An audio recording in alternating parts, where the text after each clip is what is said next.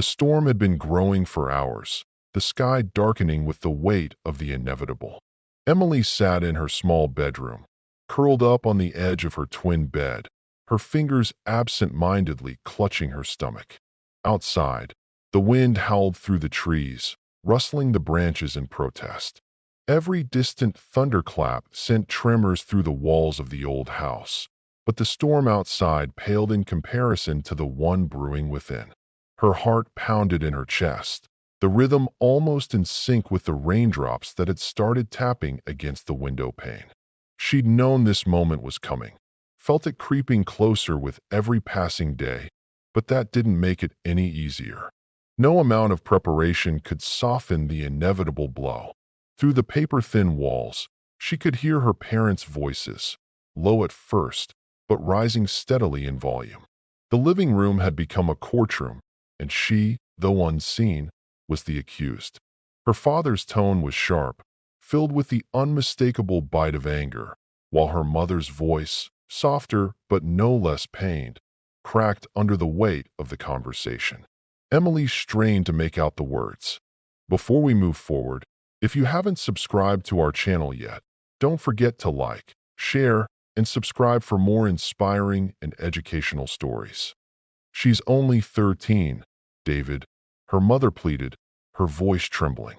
She's just a child. A child, her father spat. No child gets themselves pregnant. She knew what she was doing. Emily flinched at the sheer disgust in his voice. She could picture his face, red with fury, his jaw clenched so tightly that the veins in his neck would bulge. He was always quick to anger, always quick to judge. And she had failed him. She had failed them both. Her mother's voice broke again. But where will she go? She made her choice. The finality in his voice was chilling. Emily squeezed her eyes shut, while rising in her throat. A part of her had held on to the sliver of hope that her mother would fight harder, would insist on keeping her. But her mother had always been weak against her father's temper. His word was law, and once it was spoken, there was no going back. A lump formed in her throat, thick and suffocating. She felt sick, her stomach twisting into painful knots. This wasn't how it was supposed to be. She had seen families in town rally around their daughters in times of crisis, whispering words of comfort instead of condemnation. But she was not like those girls. Her family was not like those families. She thought back to the sermons her father had delivered at church, the ones about sin and shame, the ones that had drilled fear into her bones from the time she could walk. She had memorized every verse, absorbed every warning about purity, about what happened to fallen girls. She had spent years trying to be the perfect daughter, obedient, quiet, devout. And still, she had failed. The whispers from the living room faded into silence, replaced by the sound of approaching footsteps. Heavy, deliberate, the kind that signaled something final. Her pulse quickened, her hands gripping the blanket beneath her. The door swung open, and there stood her father. His frame filled the doorway, his shadow stretching across the floor like a dark omen. His face was unreadable for a moment, a brief flicker of hesitation crossing his features, but it was gone as quickly as it came. Behind him, her mother lingered, her eyes downcast, her hands clasped together as if in silent prayer. Emily swallowed hard. "You need to pack your things," her father said, his voice void of any warmth. "You can't stay here." For a moment, the words didn't register. It was as if her mind refused to accept them. "You can't stay here." But her voice barely escaped her lips, dry and cracked. "Where will I go?" His expression didn't change. "That's not my concern." Her hands trembled as she looked past him to her mother. "Mom." Her voice was barely a whisper, desperate, pleading.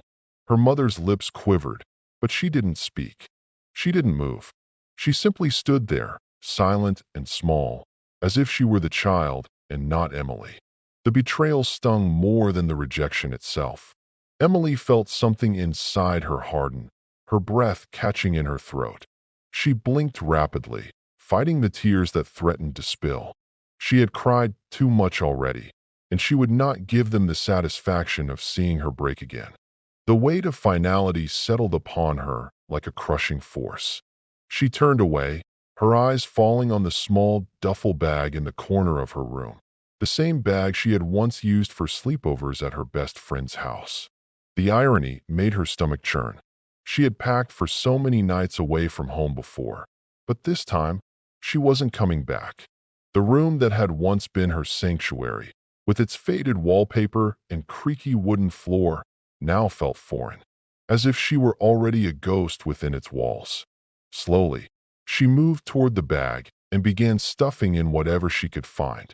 A few clothes, a worn-out sweater, a framed photo of her and her mother from a time when things had been simpler, before rules and expectations had swallowed them whole. When she finished, she turned back to her father, her duffel bag slung over her shoulder. Her hands no longer shook. Her tears had dried. She stepped past him, her movements slow and deliberate, and paused only once she reached the doorway. Turning back, she met his gaze head-on, unflinching. "One day," she said, her voice steady, "you'll regret this."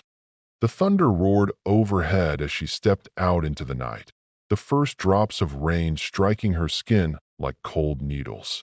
The storm had finally arrived, swallowing the world around her in darkness. She didn't look back. She wouldn't give them the satisfaction. With her bag clutched tightly in her grip, Emily walked forward, disappearing into the night, her fate uncertain. But one thing was clear: she was alone. And for the first time in her life, she was free. Years had passed since that fateful night, yet the echoes of the past never truly faded. Emily, now in her late 20s, had built a life far removed from the small town that had cast her out. She sat behind the wheel of a sleek black car, its engine humming beneath her fingertips, yet her hands trembled slightly as she passed a familiar road sign. She was close, too close. A folded newspaper lay on the passenger seat, the headline peeking out from beneath a stack of papers. "Mysterious philanthropist helps struggling mothers rebuild their lives." A smile ghosted her lips, but there was a sadness in her eyes. Few knew the identity of the woman funding the shelter, and that was how she wanted it. Her fingers brushed against an old, tattered photograph tucked between the pages of a worn leather journal. A child's face stared back at her, wide-eyed and full of innocence. She traced the edges of the image, lost in thought. The past had never left her, but for the first time, she was ready to face it. The town loomed ahead, smaller than she remembered, yet heavy with memories she couldn't escape. The storm clouds gathered once more, just like they had the night she left. This time, however, she wasn't the one running. She was returning, and she had a purpose. Emily's car slowed as she approached her childhood town, her heart tightening with each passing mile. She had tried to forget this place, but the memories flooded her with an intensity that left her breathless. As she crossed the town line, she couldn't help but notice the weather: dark, ominous clouds gathering once again, the same as the night she left. She parked in front of the small, run-down house where she'd spent the first part of her life, her hands steady as she rang the doorbell. It was a place filled with old ghosts and unspoken words. A local store clerk who had known her as a child spotted her from the window, his eyes widening in shock, but he quickly turned away, not daring to speak. The town had changed, but so had she. No one would recognize her as the scared 13-year-old girl who had once been cast out. The door creaked open slowly, and her parents stood in the threshold, their faces pale, their eyes wide. They looked older, wearier, but still the same. The years hadn't been kind to them, and yet they were the ones who had made the decision to abandon her. Emily stepped forward, her voice calm but unwavering. "You once turned me away, but now I've come to give you something you never gave me: mercy." Her parents exchanged a look, confusion and fear flickering across their faces. But the real shock came when Emily stepped aside. A well-dressed teenage boy, the same age she had been when she was cast out, stepped into the doorway. He resembled her father more than anyone would care to admit. His posture, his calm demeanor, It was all so familiar. He was the son she'd left behind, the boy her parents never knew about. Her father's face drained of color as he remembered her final words before she left. The regret in his eyes was palpable, but it was too late to undo the damage. Emily stood tall, the boy by her side, but there was no warmth in her words. I've built my life without you. I don't need you, but I'm offering you forgiveness. Her father opened his mouth, but words failed him. Her mother, voice trembling with emotion, called out, Emily, we were wrong. We were so wrong.